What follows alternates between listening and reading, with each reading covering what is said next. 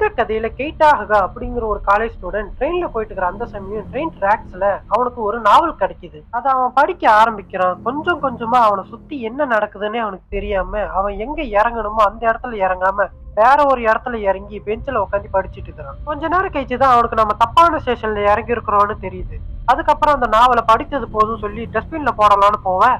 அங்க டோய்ஷா லிட்ரேச்சர், அதாவது ஒரு நல்ல கதைக்கோ இல்ல ஒரு நல்ல நாவலுக்கோ பரிசு தரதா போட்டு இருக்காங்க. சோ அதை பார்த்ததும் இவனுக்கு ஒரு யோசனை வருது.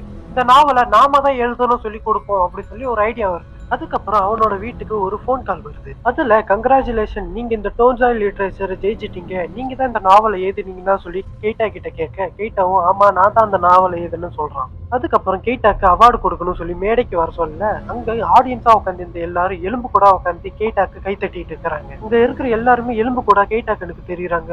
அவங்க எல்லாருமே கெய்டா கிட்ட நீங்க தான் இதை எழுதுனீங்கன்னா சொல்லி கேட்க, கெய்டாவும் பயத்துல நான் இதை எழுதலன்னு சொல்றான். அங்க இருக்கிற எலும்பு கூட எல்லாமே நாங்க அப்பயே நீ தான் இதை எழுதுனேன்னு சொல்லி கேட்டோம், நீ அப்ப உண்மையை சொல்லாம இப்ப மட்டும் உண்மையை சொல்றேன்னு சொல்லி கொஞ்சம் கொஞ்சமா கேட்டா கிட்ட வருது. கேட்டவும் பயத்துல என்ன பண்றது தெரியாம நின்றுட்டு இருக்க அந்த எலும்பு கூடி எல்லாமே கேட்டாவை இழுத்துட்டு போகுது. அண்ட் இதோட இந்த எபிசோடு முடியுது.